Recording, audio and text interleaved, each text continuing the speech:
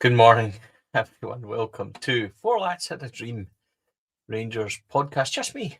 I just thought I would come on and talk. Well, why wouldn't we? What a result. Last night it just about kills everything off for Rangers.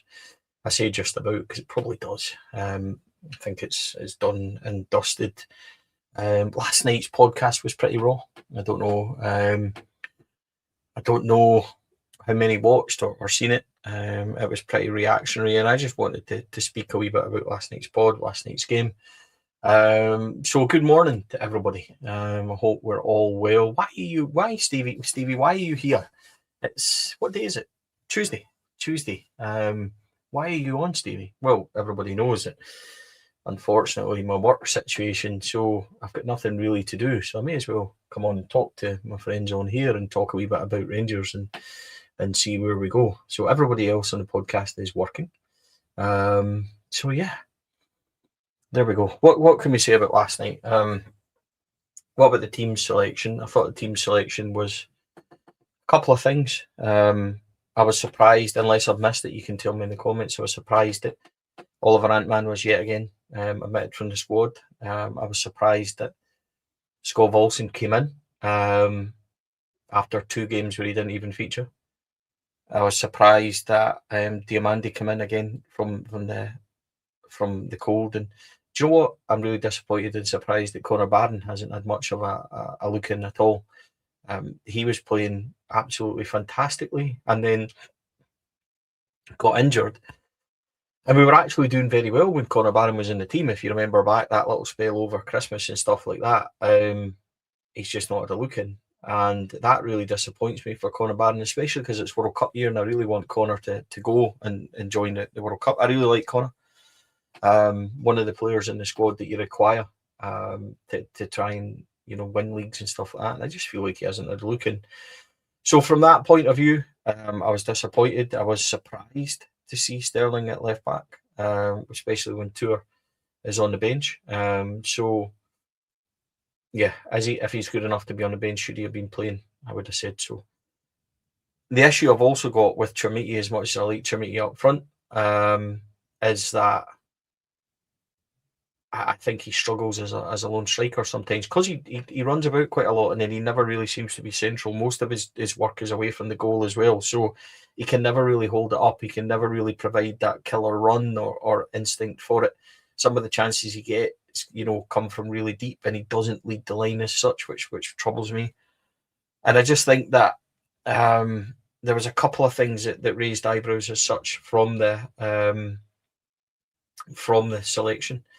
So that's fine. We go into the game, and I just think that when we go into the game, we don't start that well in the first 10 minutes or so, but we come through it really well, and then we create. Mikey Moore goes in on the right hand side, and he cuts one across the face of goal when I'm really wanting him just to let it go and have a shot, and nothing really comes of that, and we don't really have much else. I can't remember too much else. Tav has a shot that was blocked, and then we get that long throw and we throw it in, and as a result, Sterling's there. So yeah, we go 1-0 up, and we control the ball really well. We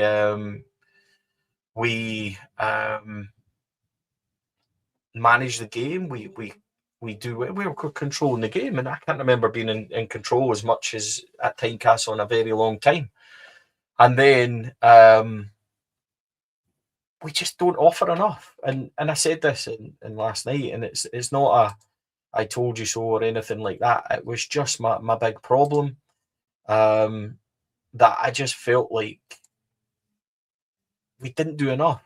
We had so much of the ball last night, but I felt like our pace, I felt like more or less we were passive. We were happy to keep it, but we weren't happy to try and be forward thinking. We didn't want to be decisive. We didn't want to kill teams off. There was one where Manny Fernandez broke forward and we were back to Butland within, a matter of seconds. And it's all right keeping the ball and being, nice on the ball, but there was nothing really happening beyond that. And I found that worrying because 1-0 is nothing. So that was the really big thing for me. And I just felt like where's that killer instinct coming from, folks? Where's that? That was my big troublesome. The only one that I feel like is capable is Mikey Moore, and the problem with Mikey Moore is that I feel like he tries to do so much. He runs into blind alleys quite a lot because there's nothing there for him. I don't feel like there's a structure. I don't feel like there's much up top when you play in that system. So we're controlling it in midfield, but it takes away quite a lot up front as well. And that was my worry at half time. So it's 1-0. It looks all right, but everybody knows second half syndrome, and you can only really get one half out of this Rangers team. And we start the second half, and this is what really troubles me as well. All Hearts really had to do to get back into this game yesterday was put an extra man on in midfield and push up 20 yards. It wasn't like they started biting into tackles. It wasn't like they started winning a physical battle. Our midfield, and this troubles me as well, of Chukwani, Raskin and Diamandi were outdone by an extra man getting put in there. That was all. It wasn't like they started getting beaten to the ball. They were just outplayed. And that, for me, is really difficult. So Hearts then start retaining the ball, and their two wide men are so wide, and we're tucked in that every time it goes wide, they get space, they keep the ball, they retain it, and it was coming. And the manner of the goals, we didn't defend properly. Were just startling for me. And this is where I might be overreacting. I might be looking into it too much. But see, when you're as passive as you are in the first half, and you play it like as gently, and you're stroking it about, and you're not bursting a gut, and there's not that intensity level. See, when you then have to change that in the second half, when a team does up their intensity and we don't match that, and we just play at that same flat level, I think that's when you concede goals like that. Because the first one, Butland, Tavernier, Olsen are all standing, and they show defensively. I think Raskin tries to dive in and block. Defensively, they show, is it Kizaridis on his left foot to shoot, it hits the post, it comes back out, and it gets put in. It's so easy, it's so basic. Nobody's on their toes, nobody's diving to block, nobody's beside that man. Tav's actually pointing to Olsen to tell him to stay beside the man that scored, and we don't do it, we don't react. That to me really, really troubles me. And it's almost like that intensity level of the first half. When we're trying to defend and we're trying to play in the second half, we can't up it because we're set at that base level. So nobody reacts. And Butland, by the way, was completely flat-footed. He doesn't react. Tav, Olsen, they don't react either. So that's fine, one each. Where's the Rangers' reaction coming from? And it doesn't. Hearts continue to recycle the ball. They continue to control the ball. Rangers don't bite into challenges. Rangers don't foul. Rangers don't get cards. Rangers don't do anything really that I'm looking for to try and get the team up for it, to try and do anything. There's just nothing there. There's no out ball. The whole Skov Olsen thing on the right-hand side didn't work at all. I felt like every time he got it, he was going back. I felt like every time he supposed to be there, it just felt like there was an empty space. Every time I wanted him to drive forward, he passes it back. So it really didn't work. And it just felt like there was nothing there at all. So then Hearts get that inevitable second goal. And this is the most disappointing thing for me. They don't have to work for it. They don't split us apart. The cross comes in from left back. I'm sorry, James Tavernier, again, you don't stop the cross. It comes in, and Shanklin basically moves from being on top of our centre-backs. He just pulls back into space. Fernandez and Giga are completely flat-footed.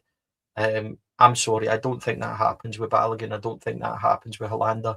I don't think it happens with Connor Goldson. The majority of the time, these boys would deal with it. Were they infallible? No.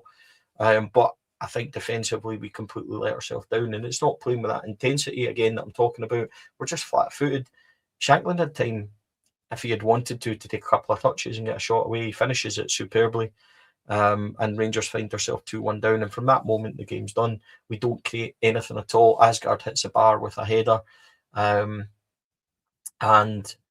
we just completely disintegrate. I have real issues with how easy it was for Hearts to turn that game around when we have a midfield of Diamandi, Raskin and Chukwani, who we give a lot of praise to and we consider to be good players. Are they really good players is what I'm asking myself, because this isn't a Barcelona midfield. This is a hard-working midfield. Beningame is in there. The boy that came on last at half-time made the absolute world of difference from Hearts. He's a good player, but he's a Scottish player that's been around quite a bit. Blair Spittle, no no disrespect to him at all. But what did he do? He worked hard, he ran fast, he made runs backwards and forward. And I reversed myself to the Motherwell game last week, remind myself of the Motherwell midfielders bursting a gut to get into that midfield. And we're passively jogging back and stuff. And somebody put up a comment last night, and it was hard work beats quality if quality doesn't work hard. Something like that, folks. You know what I'm trying to say. And it's totally right, because I just feel like last night we didn't work hard, and we didn't match that intensity. And if you don't match teams that work hard and try and outplay you, then what have you got? And that's the biggest thing. I just felt like Hearts, they were so comfortable in that second half of being able to get back into the game and being able to do it. Did they really have to batter Rangers? Did they really? No. And that's the most troubling thing. So where is Chukwueze? Where is Raskin? And where is Mohamed Diamande? So that's the biggest thing. We had nobody on the right. We had, Mikey Moore on the left, and Mikey Moore was running about at times like a headless chicken because he's trying to create. So there's no criticism there. That's not the point in this. My point is that why was it so easy for Hearts just to come in and turn us over so quickly? And I think that's where it really, really is problematic for Rangers. So where do we go now? And I'd like to think people know that I am quite honest in my opinion. And I'm sorry, folks, what I will say. See, because I'm on my own, I don't have a chance to look at everybody's comments. And I'll try my best to kind of get some up. And this is just a bonus pod. It's probably just me rambling along and kind of talking about last night. So appreciate all those that are watching. Where does it leave us? It leaves us in a situation that the title chase is over. We know that. So what do we have left to play for? It's between Hearts and Celtic now. How do I see that going? My head probably tells me that Celtic will win the league because they know what to do. They know what's capable of. Unfortunately for us, but what can we do? We have to chase second place. Third place at the moment, if Celtic win the cup, gets us Europa League qualifiers. If Dunfermline win the cup, we're into the Conference League. So where does it leave us? It leaves us going to Parkhead on Sunday, knowing that any sort of result will stop Celtic winning this league. I think that would put Hearts, if Hearts get a result in Motherwell on Saturday night, 6 clear of Celtic. And then if we took anything from Celtic on Sunday, I think that leads them. But do I really trust Hearts to go to Motherwell and get a result? Motherwell, who have Stephen Welsh, O'Donnell and everything else. And by the way, a couple of weeks ago, we were in the press room when the Motherwell were celebrating in the tunnel, and they were absolutely loving life. So I don't see Hearts going to Motherwell and getting 3 points. If they do, then good on them. They thoroughly deserve it. And do you know what? See, for all the games they've dug out, the 1-0s, the victories at Easter Road and all that, fair play to them. I've got no issue with Hearts winning this league. But personally, I think Celtic will win it just because they've got muscle memory of what they're doing. And they played well within themselves this year. So I that's how I see it going. But what can Rangers do? Rangers have to somehow fight for second for a Champions League qualifier spot before that gets taken away. Can we hurt Celtic? Yes, we probably can on Sunday. Do I see that happening? It's really difficult. It's not that I don't believe we can beat Celtic. I think we proved at times we can match them, but so can they, because we switch off. And that's the biggest problem. We were 2-0 up against them in the league and absolutely cruising. And we probably should have been 3. Fernandes has that header just before half-time. And we're cruising. But we come out second half, and the intensity is the same intensity that we done in the second half yesterday, and we become very easy to play against. Neil saying we've no fight in us, Stevie. I think that's true. I think it's not. Is it fight? Is it aggression?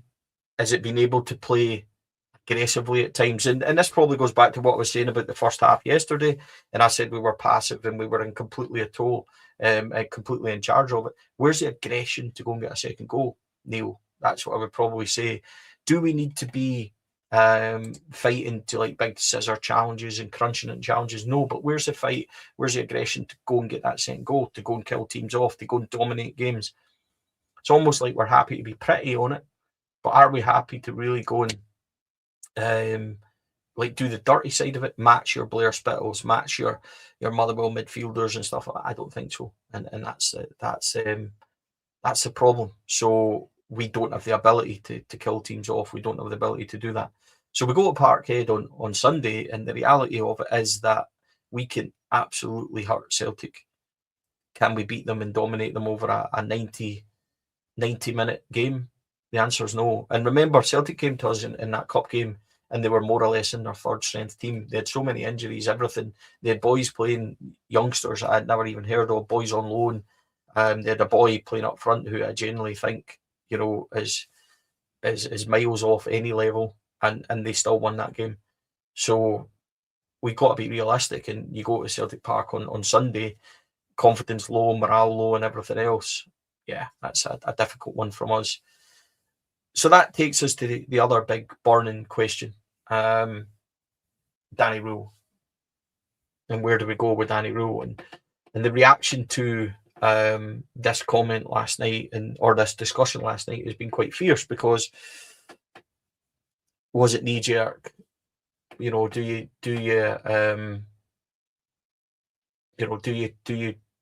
bin Rohl? Do you make changes? And I need to look at it. Like I need to talk about things on this channel that are relevant and not shirk the big questions. One of the biggest questions at the moment is that Danny Rohl's position is under intense scrutiny. I completely accept that, and I think that's fair. I will put it on record. I really like Danny Rohl as a person. I think he's a fantastic guy, really nice to speak to, really nice in dealings with him and everything else. But nice doesn't win titles at Rangers. And here's the biggest thing. His record against top teams, I think there's 6 wins and 14. The record against Celtic under Martin O'Neill is 1 win on 4. And again, I go back to a point, this isn't a Celtic team, no disrespect to Celtic, that they consider to be their best. I don't think they consider it to be anywhere near their best. So if he's getting outdone by Martin O'Neill, okay. But then he's also getting done by Motherwell manager Askew. And if you go back to that 1-0 game where Rangers needed to kill it off, and this goes back to my aggression, the fight, the desire. We're 1-0 up against Motherwell with 10 men, and we end up sitting in, and we go to 3 at the back, and we draw 1 each. We go to Livingston, needing to kill them off. I think they're bottom of the league, haven't scored 2 in God knows how long, haven't won a game in 8 months, and we find ourselves 2-0 down. We go to Easter Road and draw 0-0 at a whimper. These are games that are absolutely hurting us. But those 2 Celtic home games where we should no disrespect to Celtic, right? I'm not here to criticise them, but we are at home in a cup game against a team not playing their best. We should be looking to win that. We don't, okay? And then we've got Derek McInnes at Tynecastle who makes a very basic change. He goes to 3 in the midfield and he brings on Blair Spittle. And again, Blair Spittle's a really good, hard-working Scottish player, but we don't match it. And that's problematic for me, really problematic. So Danny Rohl for me is a real issue. And I know that people don't want that, and I know that we don't want those discussions, but what happens if we stick with Danny, right, and we back him in the summer, and then September, October, we find ourselves back in the same position? What do we do then? Because we know the reaction from the support. We know what's going to happen. Can Danny grow into something? Can he become much better? Can he learn? I'm not sure. And nobody's sure. So what do you do? What do you do here? And that's the biggest issue I have. There's no point in avoiding it. Do we want to be here where it's managerial go around? No, we absolutely don't. So what do you do? Who's out there you go and get? Could you go and get Derek McInnes? Does he leave Hearts to come to Rangers? I'm not sure. He turned it down before. Do you really want that? He knows how to win. He knows how to set people up. Tactically, he's pretty decent. Done a really good job with Aberdeen. He's shown at Hearts now. do you go and get Askew at Motherwell, who, for all the brilliant football he's played, and he really does, they've went on spells where they've lost 5-6 games in a row and then play us and win, obviously. You know, brilliant football, a hell of a risk. How will Rangers fans take to that? Because you know what happened when Russell Martin tried to do that. So if you do, then you're going to finally just end up back at Steven Gerrard. I'll be honest with you, I'm not sure Steven Gerrard was as good as everybody makes out. Couple of really dull years. Some of the football during that time wasn't great, but you've seen progression. You've seen him hit points. You've seen him hit Europe. You've seen him beat Celtic. You see him go top at times. And then finally, third season was absolutely fantastic. So I understand that, but there's reservations around Steven Gerrard. And then there's Kevin Muscat, who is inevitably going to be in there. I think Kevin Muscat plays a brand of football that could be really exciting, but would that work in Scotland? Would he be able to do that? I'm not sure. Who's the obvious answer out there? So I'm not sure. I'm not sure there is one. So it's Russian roulette a wee bit with Danny Rohl. I feel if you stick with him and give him the tools in the summer, it's a hell of a risk. Are you doing what you did with Clement and stuff like that, and then realising 2 months later we should have binned him earlier? It's rinse and repeat. You get an uplift, and then when you try and put your own stuff in, it starts going that way. So what do we do? It's a conundrum. Everybody's going to have their opinion on it. I'll be honest with you. I don't know the answer. I don't know if we should bin Danny Rohl. I don't know if we should stick with him. We're undoubtedly in a title race because of Danny Rohl's management since he came in. But on the flip side, have we blown it because of Danny Rohl's management since we got there? Both are very, I think, questions that you need to ask. I don't think we can keep sacking managers, but do you keep one that's wrong? And then you go to the squad, and Jack Butland.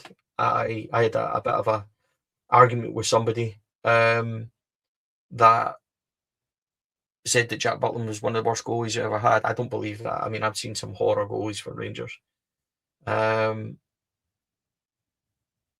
don't think he is, but he's not got a good rating. He's not saving shots that like he makes saves at times, brilliant saves like the one from Spittle last night, but doesn't save one that's straight through him at Motherwell. And should he really be getting beat, by that first goal? Shouldn't he be on his toes moving across? And he stands static. His distribution gets us into trouble quite a lot. Do we need to replace Butland? It's a fair question. James Tavernier's going to go. It's the right time for everyone. I don't want to talk about Tav again. Christ, I got so much criticism for my points on James Tavernier. So much criticism. And all I said was I didn't believe that James Tavernier was a legend to the football club because of things that happened. And I believed that legends were very top. The criticism, oh my God, personal, everything. So yeah, I'll avoid Tav. Tav's leaving. Got a left back that's pretty good in Tour Romans. We've got a defender in Manny Fernandez that is good but needs more progression. I don't think Manny's quite where we hoped he is or make out he is sometime. Giga, I would keep, but then you look at Giga just having a laugh and joke. Does he really understand it? Would you pay $8 million for that? Not sure. John Suter completely fallen by the wayside. So we need several defenders. Ashton Scally's only 16. He's a very young boy. Is he fit enough to be Tour Romans left back? And by the way, Tour Romans fitness wise, you've probably got as much fitness doubts under Tour Romans as you have under Dujon Sterling at right back. Both are good enough. Can they stay fit? I'm not sure. Then you look at midfield, and I've got real issues with our midfield. And the problem I've got with the midfield is that Chukwueze, Raskin, Diamandi and Barron are so similar that when you play 4-3-3 like last night, they're so similar that they're marking space. They're not anybody in that can go and win balls. It can go and break forward. Raskin can do it at times, but Raskin completely disappeared last night. And I love Nico, but when the going gets tough, I need Nico to dominate. I need Nico to go and do. He didn't do that last night. That's really disappointing for me. We need to fix that midfield somehow. There needs to be a change in there. I don't see Connor Barron being fourth place and letting his Scotland place, run out. I don't see Diamandi staying beyond this year. I think Nico Raskin, You know, if he gets a big offer, we'll want to move on, and that's fine. And then you look at the wings. Mikey Moore's going to leave. Can we get Mikey Moore? If we're Europa League, and I'm not sure Mikey Moore stays. I don't know what's happening with Tottenham. They had a wee revival the other day. If they stay up, we've probably got more of a chance. Skov Olsen, I think Rangers would want to sign Skov Olsen. I really do. I think Skov Olsen, now having what they've seen, I don't think they do sign him. I don't think we can sign him. Oliver Antman is clearly not rated by Danny Rohl, so he's going to go. So then you've got a problem on the right-hand side. But then your left-hand side is Jerry Gassama, who, if you get that kind of money we got in January, I'm looking to sell Jerry Gassama, because you will have to sell some players. So where's your wingers? And then up front, you've got Chermiti, who's a bit of an enigma at times. What do you do with Yusuf Chermiti? Do you take that big offer? I think you do. Ryan Nadiri's a good player, but he's not clinical. Bojan Majovski, 1 in 3, 30 games he's played this year, 32 games I think he's played this year and not scored or featured in. Is that enough? I'm not sure it is. So here's our squad that we've mentioned, and we can't sell everyone, but there's holes in everywhere of that. So what we're doing is unfortunately, we're back to a situation where it's a rebuild, and we've got manager questions. And there's nothing more frustrating for me than coming on this podcast and having the same conversation with you people watching, that we're back to the same position we're in constantly. That is heartbreaking. It really, really is. And I can come on here and try and talk it up, and I can try and say we've got good players, and we do have good players. And, you know, if you make 4 or 5 good signings, could you knit it all together and stuff like that? I think you probably can. But are you telling me that Telo Asgard's really ever going to make it at Rangers? Are you telling me that Yusuf Chermiti's going to get 30 goals and stuff like that? I'm not sure. That's my biggest issue. There's too many question marks now over everything. And we're back. We're back to where we are. And see, when people say to me that Danny Rohl's a project manager and he's a guy learning, and I can't really disagree. So what do you do? It's a tricky one. We're back to status quo for Rangers once again. What I do know is that last night's completely unacceptable performance-wise. We can't have a second half like that. Where do you go from there? Excuse me. Where do you go? What do you do? I think that's problematic for Rangers. I think there's big questions. There's a big summer ahead. And I think that's really difficult.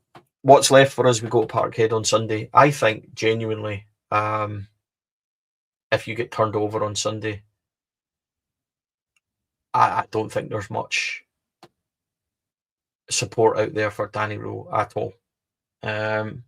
Social media reaction is quite harsh at this moment. I've seen a poll this morning, 77% of people would sack Danny Rohl.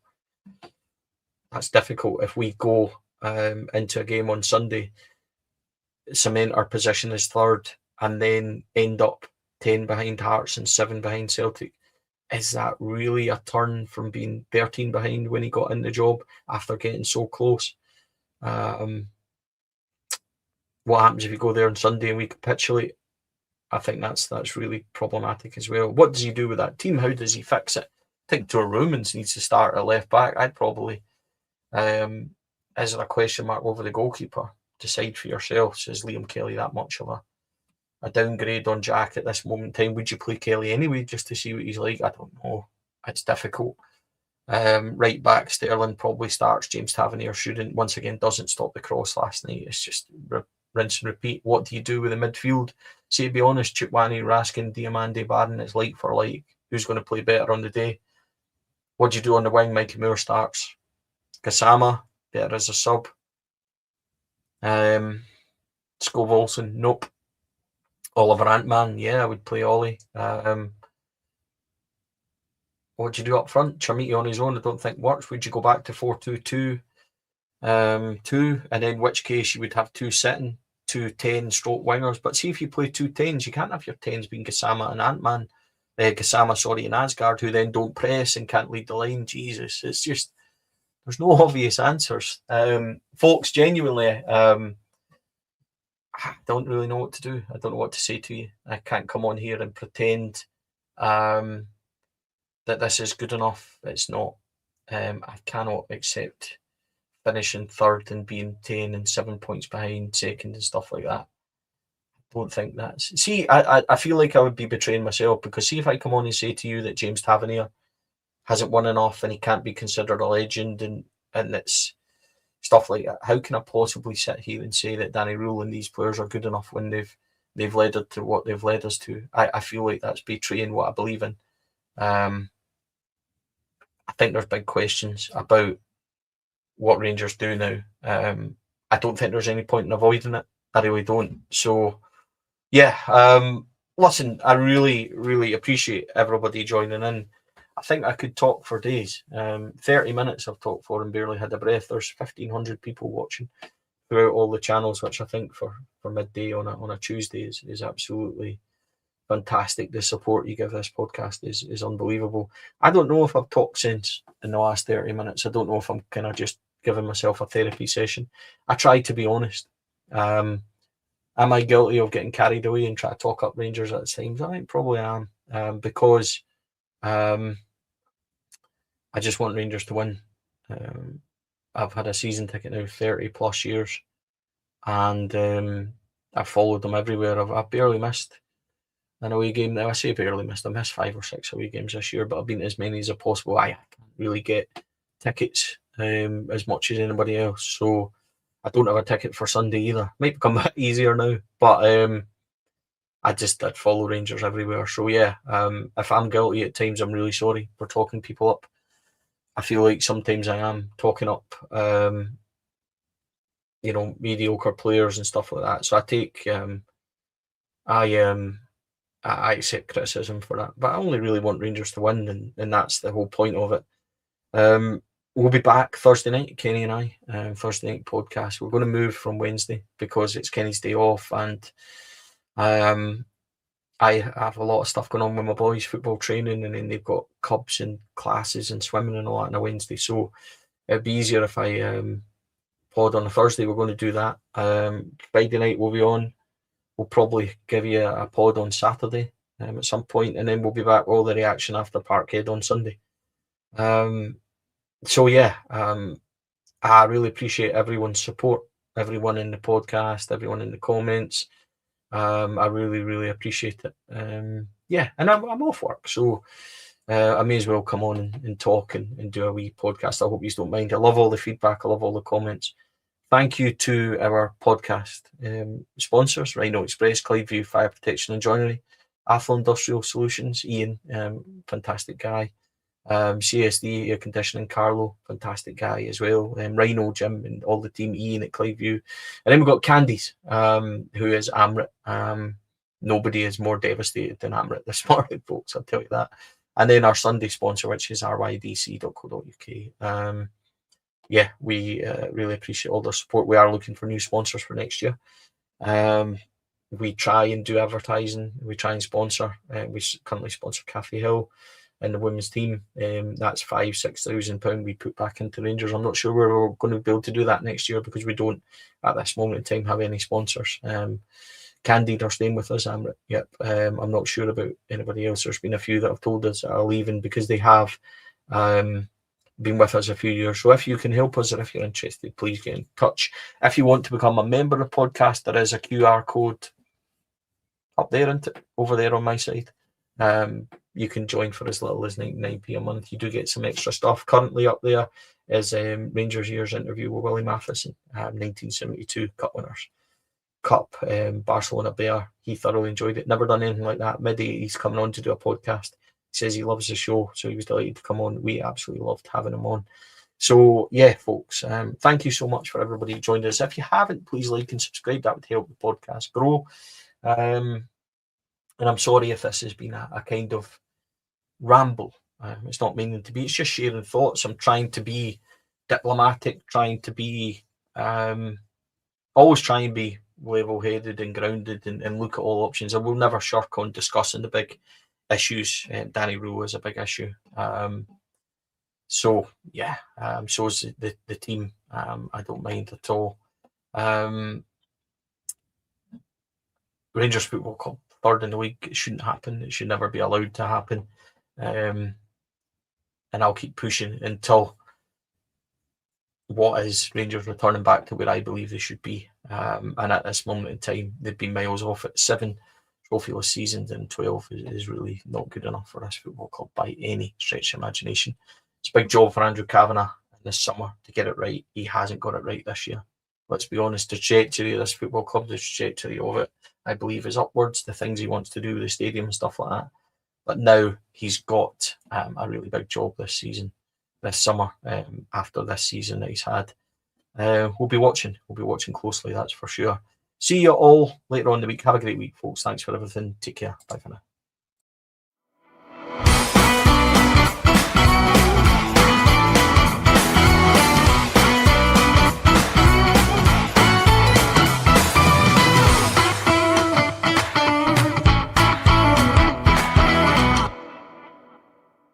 The Four Lads podcast is sponsored by Rhino Express, Clydeview Joinery, Athol Industrial Solutions Limited, and CSD Air Conditioning, in partnership with Black Rooster and Art of Gold. Thank you for listening to or watching the podcast. We hope you enjoyed the show.